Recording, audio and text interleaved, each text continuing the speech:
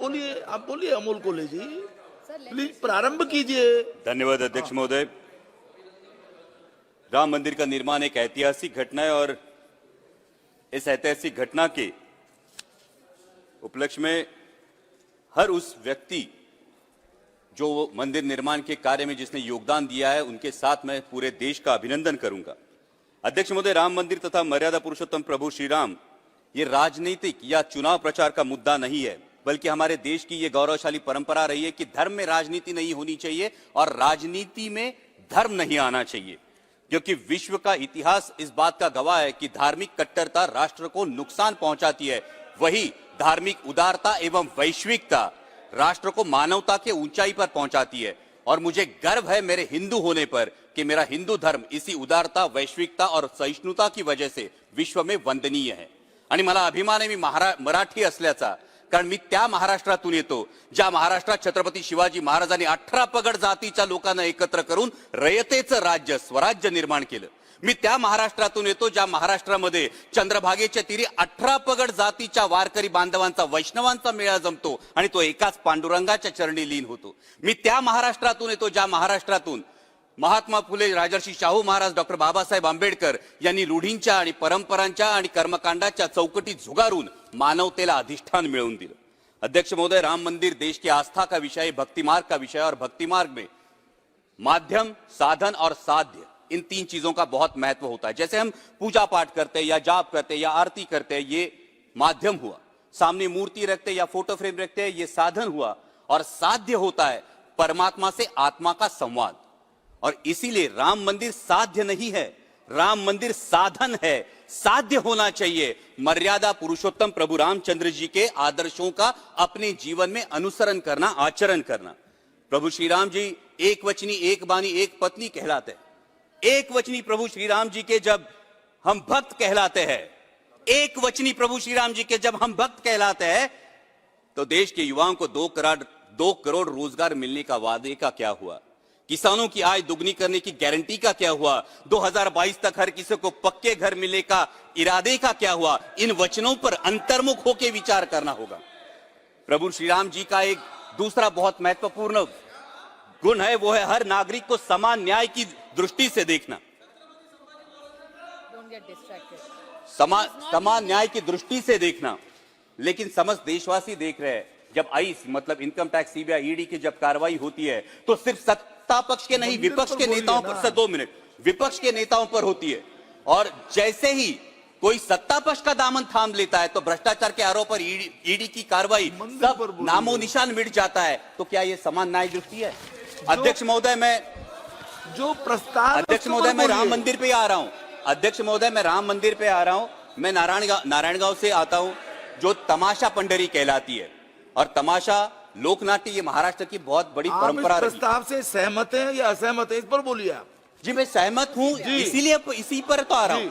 और तमाशा ये हमारी परंपरा है, इसमें वगनाट्य होता है और ये वगनाट्य व्यंगात्मक रूप से होता है। तो ये व्यंगात्मक रूप से लिखने वाले एक लेखक ने मुझे कहा कि वो कलयुग का रामायण लिख रहे हैं। तो मैंने पूछा कैसे, कलयुग में कैसे राम होगा? कलयुग में राम लल्ला आएंगे लेकिन रामायण कैसे होगा? तो वो वगनाट्य लेखक ने मुझे कहा, देखो रामायण में कांचन वृक्ष का लालच दिखाकर रावण ने सीता का हरण किया था। कलयुग में ईडी, सीबीआई, इनकम टैक्स का डर दिखाकर चुनाव चिन्ह, पार्टी और नेताओं का हरण होता है। रामायण में सीता मैया अशोकवन में विलाप कर रही थी, आज लोकतंत्र कलयुग में विलाप कर रहा है। तो मैंने पूछा, सर सिर्फ 2 मिनट दीजिए। तो मैंने पूछा इस पे उपाय क्या है? क्योंकि रामायण में तो हनुमान जी ने समुद्र लांघकर सीता मैया को राम जी की अंगूठी दी और उनका ढाढ़स बांधा। उन्होंने बोला आज भी हो सकता है। मैंने पूछा कैसे? उन्होंने बोला उन्हीं हनुमान जी से प्रेरणा लेकर समस्त देशवासियों को झूठी गारंटी और झूठे प्रोपेगेंडा का समुद्र लांघकर मतदान की अंगूठी देनी होगी और लोकतंत्र का ढाढ़स बांधना होगा। और अंत में अध्यक्ष महोदय, आई एम कंक्लूडिंग, अंत में मेरी ही रची एक कविता की पंक्तियां सुनाकर मैं अपनी वाणी को विराम दूंगा। और इसी के साथ एक कलयुग के उदाहरण का मैं जिक्र करना चाहूंगा।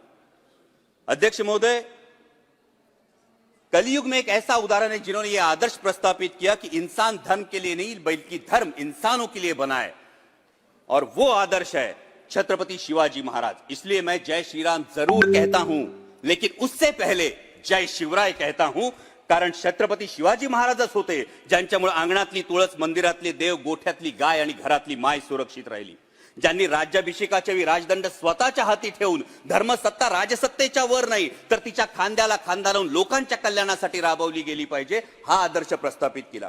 उन्हीं छत्रपति शिवाजी महाराज के राज्याभिषेक की 350वीं वर्षगांठ हम मना रहे हैं और संयोगवश माननीय प्रधानमंत्री जी शिव जयंती के अवसर पर मेरे चुनाव क्षेत्र का अभिमान किले शिवनेरी पर आ रहा है। मैं माननीय प्रधानमंत्री जी का तहे दिल से स्वागत करता हूं और साथ ही में बड़ी विनम्रता से उन्हें याद दिलाना चाहता हूं कि आपके करकमलों से रामलला की प्राण प्रतिष्ठा तो हो गई, राम मंदिर का निर्माण तो हो गया, लेकिन अरबी समुद्र में होने वाला छत्रपति शिवाजी महाराज का शिव स्मारक, जिसका जल पूजन आप ही के करकमलों से 24 दिसंबर 2016 में हुआ था, वो अभी भी निर्माण की प्रतीक्षा। सर सिर्फ 2 मिनट दीजिए, सिर्फ 2 मिनट।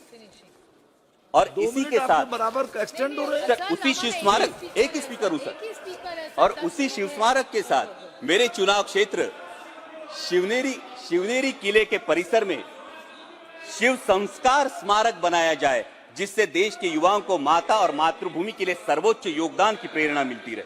और अंत में मेरी कविता की पंक्तियां सुनाकर मैं अपनी वाणी को विराम दूंगा। मंदिर का निर्माण हुआ, रामलल्ला भी विराजमान हुए। मंदिर का निर्माण हुआ, रामलल्ला भी विराजमान हुए। अब जिम्मेदारी बनती है और सवाल भी उठता है, अब जिम्मेदारी बनती है और सवाल भी उठता है, रामलल्ला तो आ गए, अब राम राज्य कब आएगा? मंदिर में घंटा बजाने से, पूजा अर्चना करने से दिल को सुकून तो मिलेगा, परंतु मेरे देश में राम राज्य कब आएगा? आस्था के विषय पर राजनीतिक रोटियां सेकने से चुनाव प्रचार का मुद्दा तो मिलेगा। आस्था के विषय पर राजनीतिक रोटियां सेकने से चुनाव प्रचार का मुद्दा तो मिलेगा, परंतु मेरे देश में राम राज्य कब आएगा? राम राज्य तो तब आएगा, राम राज्य तो तब आएगा जब धोबी की तरह आम देशवासी की शंका का समाधान होगा, जब आज की शबरी के बेरों का आदर और प्रेम पूर्वक स्वीकार होगा, जब किसान, मजदूर, महिला, हर नागरिक के साथ समान न्याय होगा, किसानों को मेहनत का सही दाम और मेरे हर युवा के हाथ को काम होगा। राम राज्य तो तब आएगा। सर सिर्फ 2 मिनट कंक्लूडिंग सर। राम राज्य तो तब आएगा, राम राज्य तो तब आएगा जब मंदिर पर लहराता भगवा तिरंगे का रंग प्रतीत होगा।